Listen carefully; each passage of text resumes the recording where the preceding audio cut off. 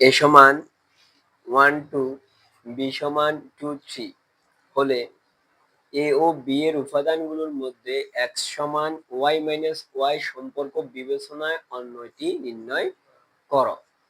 আমাদেরকে অন্যয় বের করতে বলছে। অন্যয় মানে হচ্ছে দুই বা ততোধিক সেটের কর্তজীয় গুণজকে বলা হয় সেট দ্বয়ের অন্যয়। কর্তজীয় গুণজ বলতে যে সেটগুলোর মধ্যে আমাদেরকে অন্যয় বের করতে বলবে ওই সেট দ্বয়ের মধ্যে আমরা গুণনের কাজ করব। ওই সেট দ্বয়ের মধ্যে আমরা কিসের কাজ করতে হবে? গুণনের কাজ করতে হবে। কখন গুণনের কাজ করব?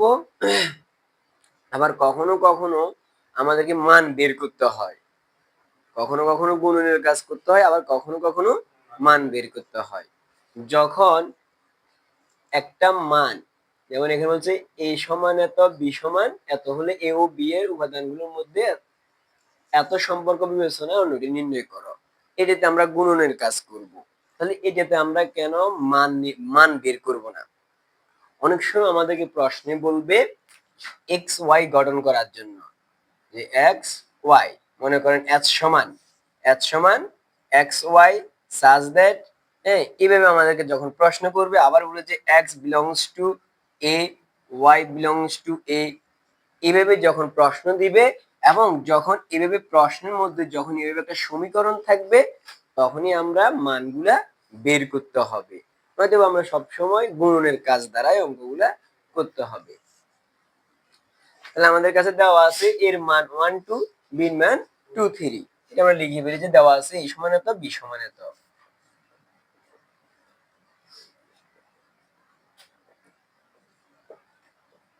বি সমান 2 3। এখন আমরা প্রথমে কিসের কাজ করব? গুণনের কাজ করব। কর্তজীয় গুণজ বলা হয় এটাকে।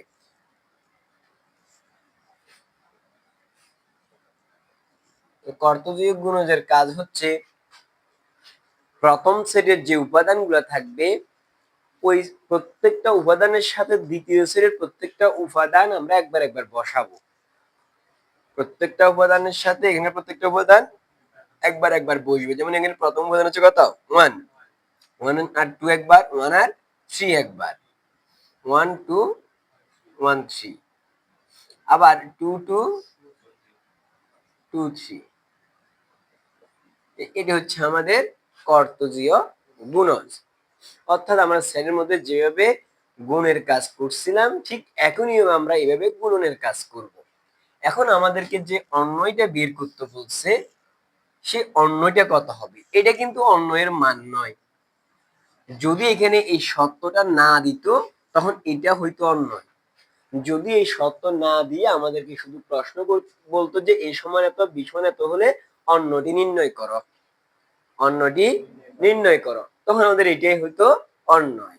কিন্তু এখন আমাদেরকে একটা সত্য দেওয়ার কারণে আমরা এটাকে অন্যয় ধরবো না। সুতরাং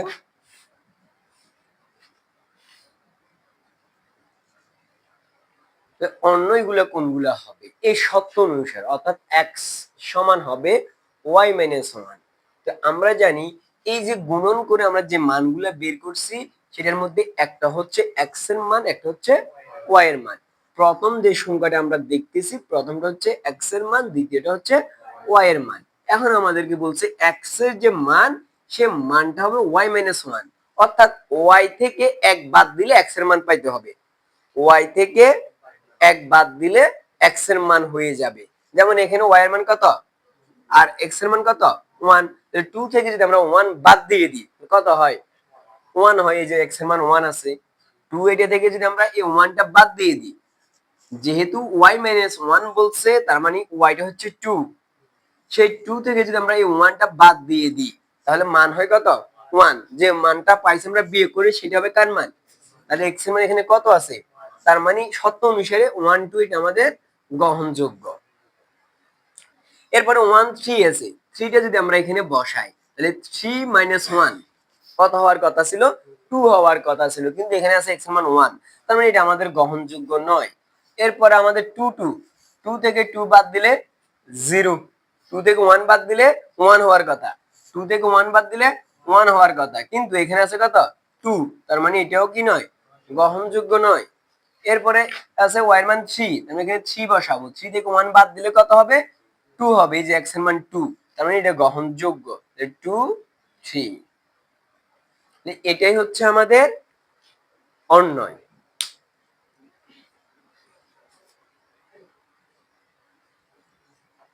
a সমান 145, b সমান 810 এবং a ও b এর মধ্যে y সমান 2x সম্পর্ক বিবেচনায় অন্যটি নির্ণয় করো।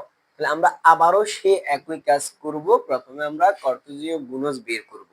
আমরা দেওয়া আছে লিখে ফেলি। দেওয়া আছে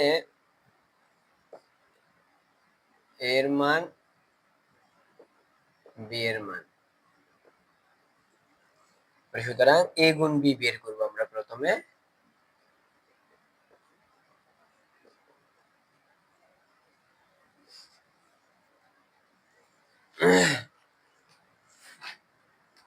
1 8 1 10 4 8 4 10 5 8 5 10। আমরা a ও b এর কার্টেসীয় গুণজটা বের করে নিলাম। এরপরে আমাদেরকে যেহেতু শর্ত দিয়েছে, আমরা সেই শর্ত অনুসারে অন্যটা গঠন করব। আমাদের কাছে যে শর্ত দিয়েছে সেই শর্ত অনুসারে আমরা কি করব? অন্যটা গঠন করব। সুতরাং অন্যয় সমান, তাহলে অন্যয়ের জন্য আমাদেরকে শর্ত দিছে কি? এবার বলছে y এর মান, y এর যে মান হবে সে মানটা হবে x এর দ্বিগুণ, 2x। 2x মানে হচ্ছে কি x এর দ্বিগুণ। অর্থাৎ আমরা তো জানি যে এটা হচ্ছে x, এটা হচ্ছে y। এখন শর্ত হইছে y যেটা হবে সেটা হবে এই x কে 2 দ্বারা গুণ করলে প্রাপ্ত মান। তাহলে y এর মান, x এর মান এখানে আছে কত? 1। 1 এর সাথে যদি আমরা 2 গুণ করি তাহলে কত হয়? 2 হয়, কিন্তু এখানে কত? 8। তার মানে এটা কি হবে না? গ্রহণযোগ্য হবে না। এখানে 1, তাহলে এখানে হচ্ছে 10, এটাও গ্রহণযোগ্য না। এখানে 4, এখানে 8। 4 এর সাথে যদি আমরা 2 গুণ করি, 4 দুগুণে কত হয়? এই যে 4 দুগুণে 8, তাহলে 4 আর 8। এরপর আছে 5 আর 8, 5 দুগুণে 10 হওয়ার কথা, কিন্তু 10 নাই। এর 5 দুগুণে যে 10, 5 আর 10, 5 হচ্ছে কার মান? x এর মান। x কে 2 দ্বারা গুণ করতে বলছে, যেটা পাওয়া যাবে সেটা y এর মান। x যদি আমরা 2 দ্বারা গুণ করি 5 দুগুণে 10 হয়, এই যে 10 হচ্ছে y এর মান। তাহলে সেটাও আমাদের গ্রহণযোগ্য হচ্ছে 5 10। এটা হচ্ছে আমাদের অন্যয়।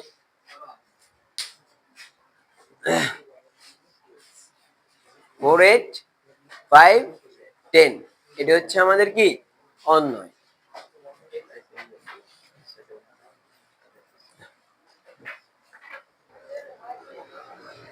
ফাংশন x সমান x plus 8 by x minus 7 হলে ফাংশন মাইনাস 3 এর মান ফাংশন মাইনাস 2 এর মানের কত গুণ হবে সেটা আমাদেরকে বের করতে হবে। তো এটা কত গুণ হবে সেটা বের করতে হলে আমাদেরকে প্রথমে ফাংশন মাইনাস 3 এর মান বের করতে হবে, আবার ফাংশন মাইনাস 2 এর মান বের করতে হবে আলাদা আলাদা ভাবে। দেওয়া আছে, লিখে ফেলি আমরা প্রথমে। দেওয়া আছে ফাংশন x সমান x plus 8 by x minus 7। প্রথম আমরা ফাংশন মাইনাস 3 এর মানটা বের করব। ফাংশন মাইনাস 3 সমান, তাহলে আমরা জানি যে এখানে ফাংশনের সাথে যে সলব থাকে আর এখানে ফাংশনের সাথে যে আসে সেটাই হচ্ছে এই সলবটার মান। তাহলে এখানে ফাংশনের সাথে আসছে মাইনাস 3 আর এখানে ফাংশনের সাথে ছিল কি? x। তাহলে x টা হচ্ছে কার মান? মাইনাস 3। তার মানে আবার মাইনাস 3 টি x এর মান। তাহলে আমরা x যেখানে যেখানে আছে সেখানে সেখানে x এর পরিবর্তে কি বসাবো? মাইনাস 3 বসাবো।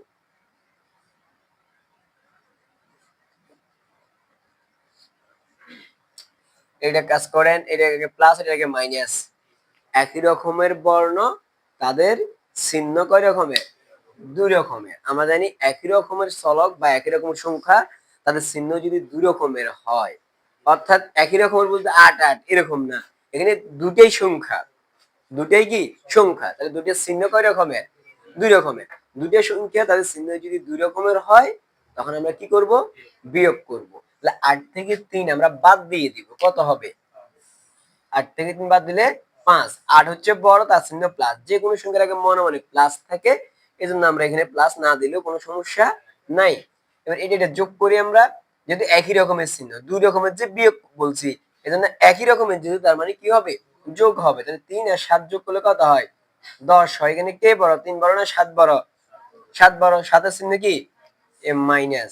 এটা কাটাকাটি করি আমরা একটু, 5 দুগুণে 10, তাহলে কত হয়? 1/2 মাইনাস হাফ। এটা হচ্ছে কার মান? ফাংশন মাইনাস 3 এর মান। আবার আমরা বের করব ফাংশন মাইনাস 2 এর মান। আবার ফাংশন x সমান হচ্ছে x প্লাস 8 আর x মাইনাস 2। সুতরাং ফাংশন মাইনাস 2 সমান, তাহলে আমাদেরকে আবারও সেই ফাংশন মাইনাস 2 এর মান, অর্থাৎ এখানে বের করেছি ফাংশন মাইনাস 3 এর মান, এখানে বের করে আমরা ফাংশন মাইনাস 2 এর মান একই নিয়মে, অর্থাৎ x যেখানে আছে সেখানে আমরা মাইনাস 2 বসাবো।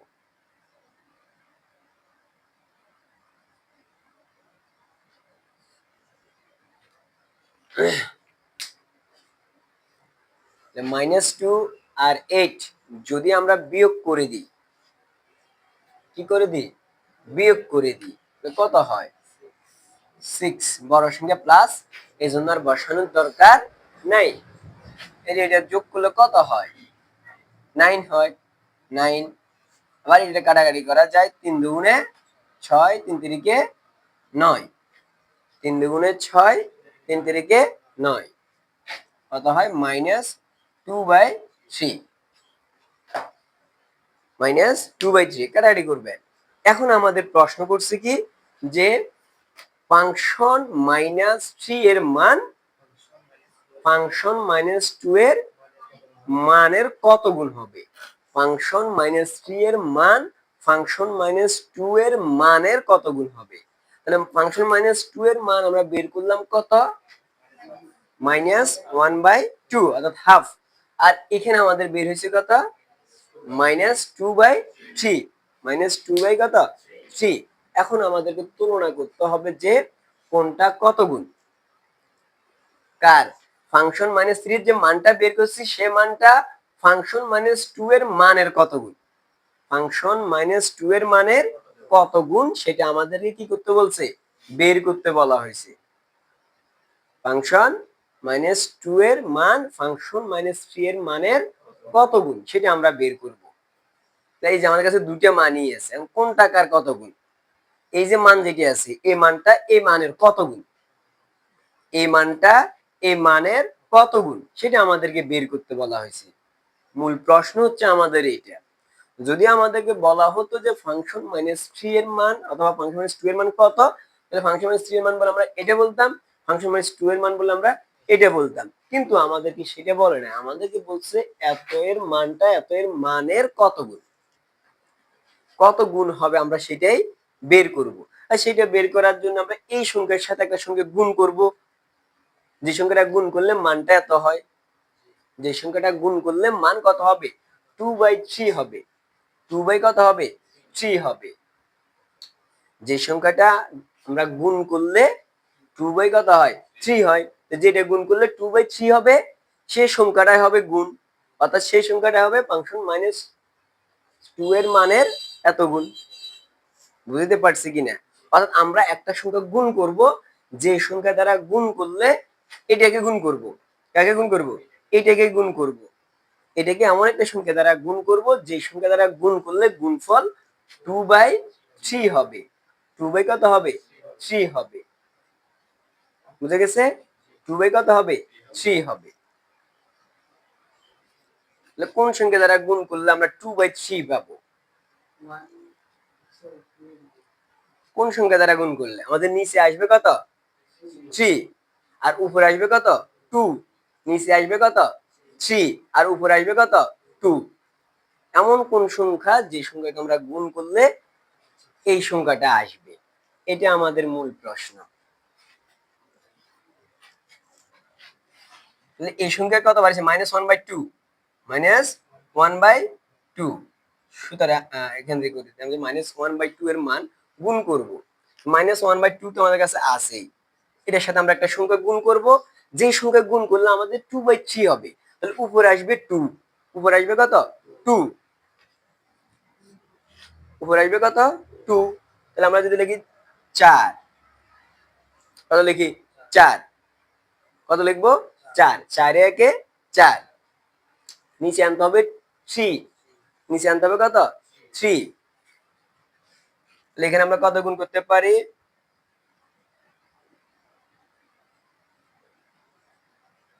3 গুণ করলাম, কত হয় দেখেন তো, মাইনাসটা থাকবে 3 দুগুণে কত 4 একে 4, বুঝছেন কিনা একটু খেয়াল করবেন।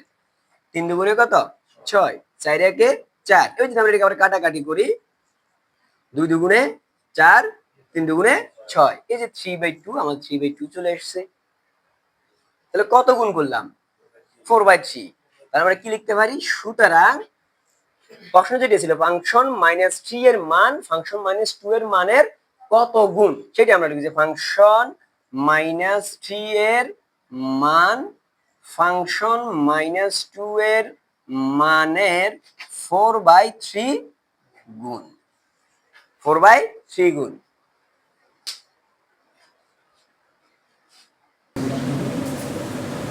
ফাংশন x সমান x³ plus kx square minus 4x minus 8 হলে k এর কোন মানের জন্য ফাংশন -2 সমান 0 হবে? k এর কোন মানের জন্য, তাহলে এখানে আমাদেরকে বের করতে বলছে মূলত k এর মান। এখানে আমাদেরকে প্রশ্নে মূলত বের করতে বলছে কার মান, k এর মান।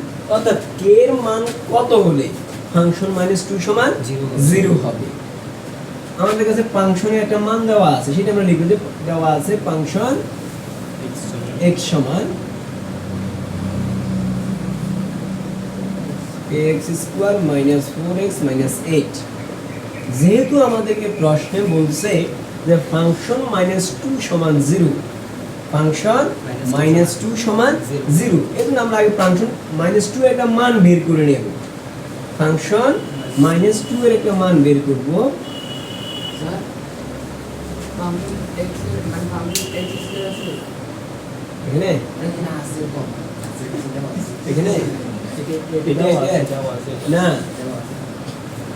ফাংশন x এর মান হচ্ছে এটা, আর আমরা বের করব প্রথমে ফাংশন -2 এর মান।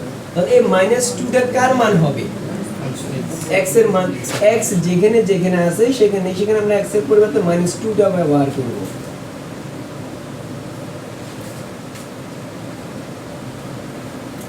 কোন মাইনাসের উপরে পাওয়ার যদি বিজোড় সংখ্যা হয়, মাইনাস মাইনাস থাকবে, 2 এর উপরে কিউব আছে, 2 এর উপরে কিউব করলে 8 হয়ে যাবে। কোন মাইনাসের উপরে পাওয়ার যদি জোড় সংখ্যা হয়, মাইনাস বাদ যাবে অথবা মাইনাস প্লাস হয়ে যাবে, আর সেই প্লাস আর এই প্লাস গুণ করলে আবার প্লাসই থাকবে। 2 দুগুণে 4, 4 এর সাথে আমরা যদি কে গুণ করি, অর্থাৎ 4 এর সাথে যদি কে গুণ করি, 4 মাইনাসে মাইনাসে প্লাস, 4 দুগুণে 8 মাইনাস 8, এটা বসাইলাম। এবারে -8 আর +8 বাদ, তাহলে থাকতেছে কত 4k - 8। এই 4k - 8 হচ্ছে কার মান, ফাংশন -2 এর মান। আমাদেরকে বের করতে বলছে k এর মান, আমাদেরকে বের করতে বলা হয়েছে k এর মান। আর ফাংশন -2 সমান কত দিয়েছে প্রশ্নে, 0 দেওয়া হয়েছে। যে প্রশ্ন মতে ফাংশন -2 সমান 0, প্রশ্ন মতে ফাংশন -2 সমান 0। যেহেতু ফাংশন -2 এর মান আমরা 4k - 8 বের করছি, তার মানে 4k - 8 এর মানও 0।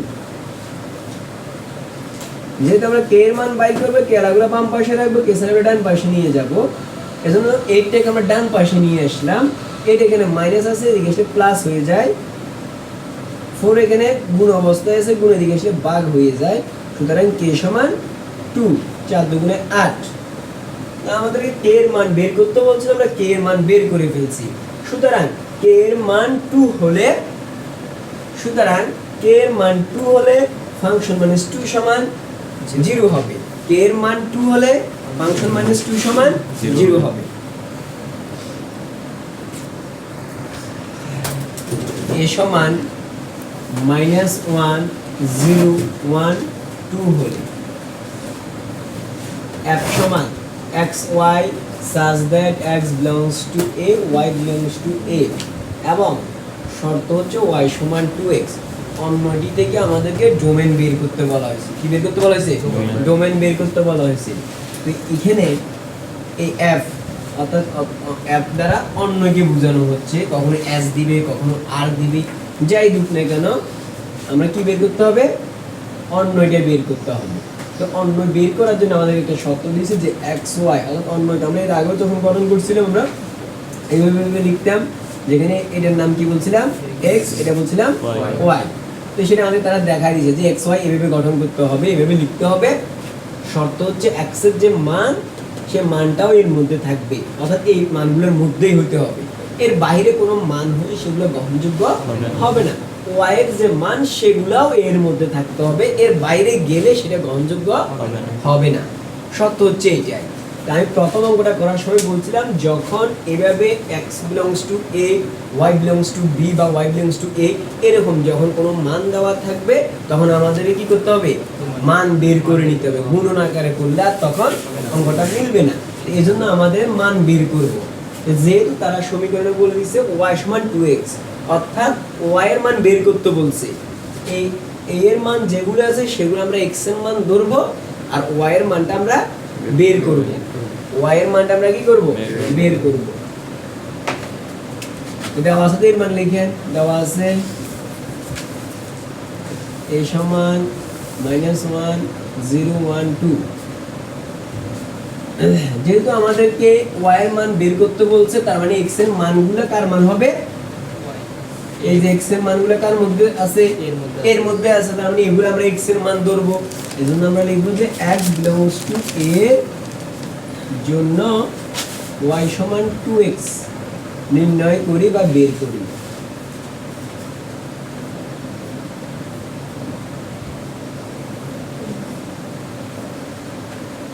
x y দুইটা করে আমরা x y।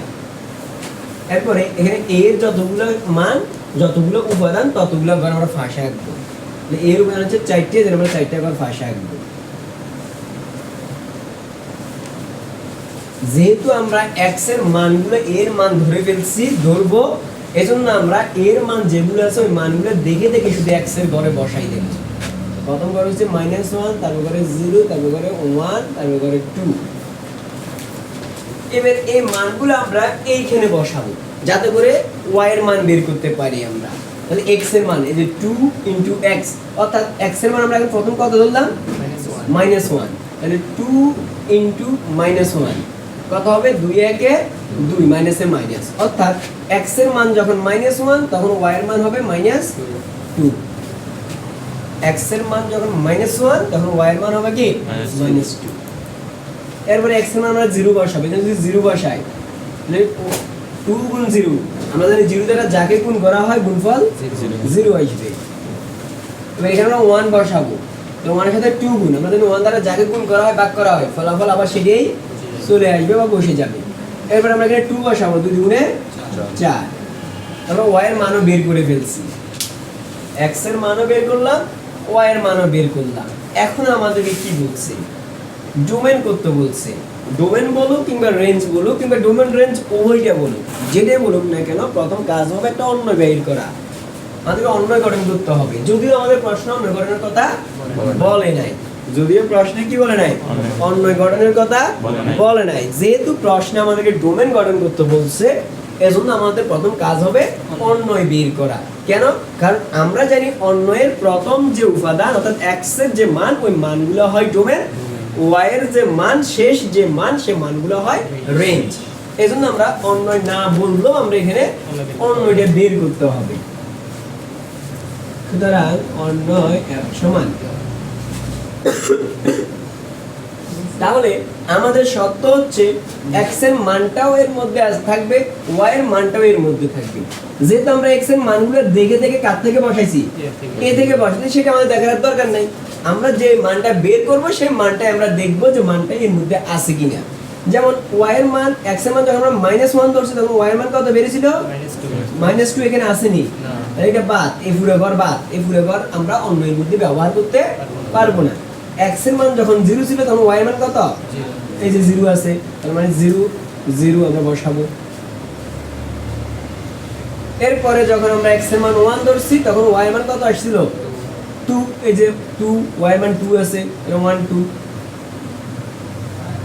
এরপরে আমরা যখন 2 ধরছি তখন আসছে কত 4, কিন্তু এখানে 4 এর নাই, তার মানে আমরা এই অংশটাও নিতে পারবো না। এটা হচ্ছে আমাদের অন্যয়। যদি আমাদেরকে প্রশ্ন করতো যে অন্যয় গঠন করো, অন্যয় নির্ণয় করো, তখন আমাদের অঙ্কটা এখানে শেষ হইতো, কিন্তু আমাদেরকে এখন বলছে কি করো ডোমেন করো। সুতরাং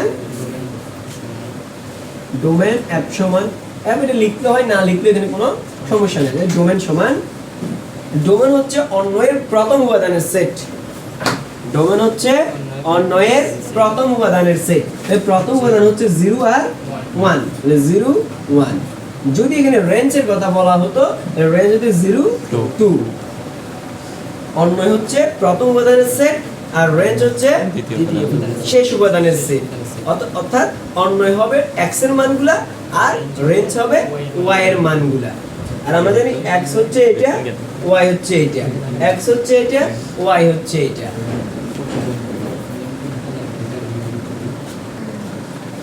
ফাংশন x সমান x³ - x বাই 2x - 1 হলে x এর কোন মানের জন্য ফাংশন x সমান 0 হবে। ফাংশন x এর মান 0 হবে, এটা আমাদেরকে বের করতে বলা হয়েছে।